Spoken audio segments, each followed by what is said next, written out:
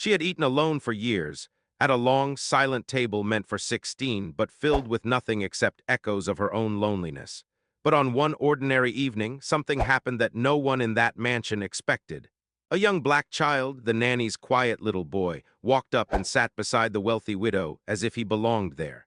And in that single moment, a storm began, one fueled by prejudice, hidden agendas, and a family willing to destroy anyone who challenged their power. But why did this simple act cause such chaos, and who would pay the price? Comment and tell us where you're watching from, and subscribe for more stories. For most of her life, Evelyn Harper had lived inside a world built on wealth, routine, and silence. After her husband's death, the mansion that once hosted galas and charity dinners had become a hollow monument to everything she had lost. Each night she sat at the head of a long dining table meant for 16, eating alone, surrounded by untouched chairs and fading memories. No children, no visitors, no conversation. Just the soft clinking of silverware echoing through a house too big for one soul. Yet among the staff, she found a subtle comfort in the quiet presence of Denise Jackson, her dedicated housekeeper, who treated the mansion with more care than anyone had in years. Denise never overstepped, never asked for anything, not even when life demanded more of her. She simply worked, stayed respectful, and carried herself with the quiet strength of someone who had survived more than she ever spoke about. Her young son, Jalen, spent his afternoons waiting for his mother to finish her shift. A shy, observant child, he rarely made a sound inside the mansion, almost as if he understood instinctively that he wasn't expected to be heard. Evelyn saw him sometimes from afar, small, wide-eyed, polite, and something about his presence stirred a feeling she thought she had buried long ago. But not everyone in the Harper family approved of Denise or her son. Especially not Catherine Miller, Evelyn's sister-in-law, who clung desperately to family traditions and believed certain people should never cross certain lines. She had been watching closely, waiting, calculating. And while Evelyn believed her life would continue in the same lonely rhythm, a quiet shift had already begun. A moment was coming, small, innocent, and unexpected, that would expose the prejudice buried within her own family and ignite a conflict far more dangerous than she imagined. The evening that would change everything began like any other, Evelyn Harper sitting at the head of her long, silent dining table while Denise prepared the final touches of dinner. The mansion felt heavy, almost frozen in its routine. But that night, a simple moment shattered the stillness in a way that exposed truths no one had dared to acknowledge. Jalen, waiting quietly for his mother as always, wandered closer to the dining room doorway. He watched Evelyn, noticing the way she paused between bites, as if swallowing her grief along with her food. Something in her lonely posture called out to him in a way he couldn't explain. He wasn't trying to break rules or cross boundaries. He was simply a child who sensed sadness and moved toward it, unaware of the invisible lines the world expected him to obey. He stepped forward, tiny footsteps barely making a sound against the polished floor, and then with innocent courage he pulled out the chair beside her and sat down. The room shifted. The kind of shift that carries weight, the kind that exposes everything beneath the surface. Evelyn felt the movement before she looked up. For the first time in years, someone sat beside her at the table. A small, quiet child with deep brown eyes and a presence that softened the air around her. It startled her, but it also warmed something inside her, something she thought had died long ago. But while Evelyn saw a moment of connection, someone else saw something entirely different. Catherine Miller entered the room with the cold confidence of someone who believed the house belonged to her. She stopped in her tracks, her eyes narrowing as she took in the sight before her. It wasn't just disapproval, it was something sharper, darker. A belief that certain people didn't belong in certain spaces. A belief shaped by privilege, pride, and the illusion of superiority. To her, Jalen's simple presence at the table wasn't innocent, it was an offense, and she carried that offense like a weapon, ready to wield it. From that moment, the quiet tension in the Harper home began to swell. Catherine didn't confront Evelyn directly that night. Instead, she observed. She lingered. She watched Denise with suspicion, as if searching for proof that the child's presence meant something more than simple humanity. She made phone calls behind closed doors, her voice low but her intentions unmistakably venomous. The next few days grew heavier. Evelyn noticed small shifts in the atmosphere, glances that lasted too long, whispers that carried bitterness. Staff members suddenly questioned about proper boundaries. Catherine walked through the mansion as though she were building a case, collecting moments and facts that she would later twist into something dangerous. Meanwhile, Evelyn found herself drawn to the quiet comfort Jalen offered. Each day he became a little bolder, not in mischief but in kindness, sitting a little closer, smiling a little more, bringing a warmth to the mansion that had been missing for years. But warmth, in a house filled with hidden prejudice, had a way of provoking the coldest hearts. Catherine's resentment grew with every passing day. Her visits became more frequent, her expressions sharper, her presence heavier.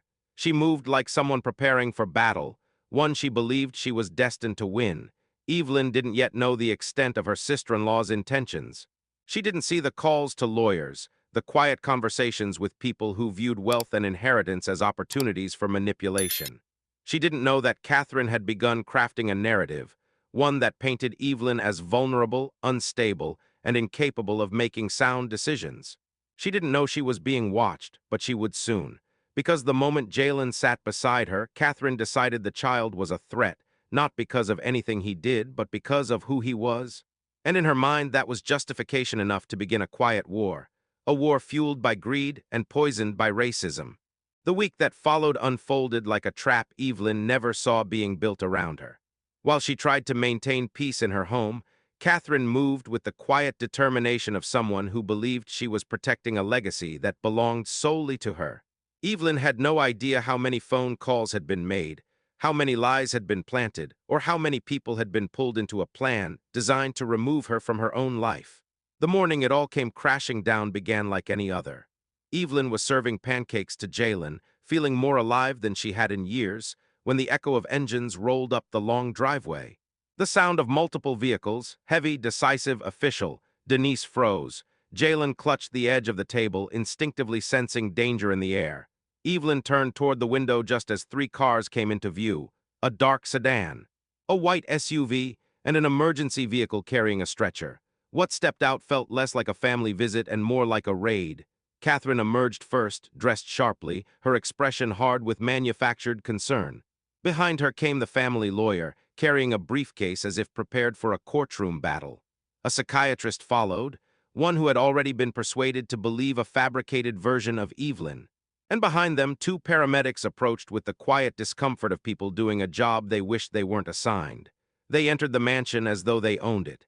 And just like that, everything Catherine had been constructing, the whispers, the accusations, the manipulated reports, blossomed into a full assault. She had convinced them all that Evelyn was no longer capable of making rational decisions, that her connection to Denise and Jalen was a sign of confusion, vulnerability, even manipulation, that the presence of a black child in the home was evidence of influence, not humanity. Evelyn felt the weight of the moment settle over her. After years of silence, she finally had something, and someone, to care about, and now it was being used as proof of her weakness. Denise stood behind her, trembling with a fear she tried desperately to conceal. Jalen pressed himself against her leg, his small form shaking. He didn't understand the accusations, the paperwork, the looks of suspicion, but he knew what danger felt like. And the mansion felt dangerous now. Every inch of Catherine's plan reeked of racial prejudice wrapped in polished legal language. The implication wasn't subtle. That a wealthy white widow sitting at a table with a black child meant something was wrong with her, not with the system built to exclude him. It was more than an attack on Evelyn. It was an attempt to tear apart the only genuine connection she had felt in years. The mansion, once heavy with loneliness, now pulsed with tension. And as the paramedics stepped forward with the stretcher, prepared to take Evelyn away from her own home, one brutal question hovered in the air. Would truth save her, or would prejudice win again? The moment Catherine's plan collapsed under its own weight, everything changed. The truth did not whisper. It roared. The evidence, the manipulation, the prejudice disguised as concern, all of it unraveled until there was nothing left to hide behind. Those who came to take Evelyn away left instead in silence, shaken by the very lies they had agreed to believe. And for the first time in years, the mansion finally felt like a place where justice had stepped through the door. In the days that followed, the tension dissolved piece by piece. Evelyn took control of her home with a strength she hadn't realized still lived inside her. Denise no longer walked the halls in fear. Jalen laughed again, softly at first, then louder, more freely, as though reclaiming space that was always meant to be his.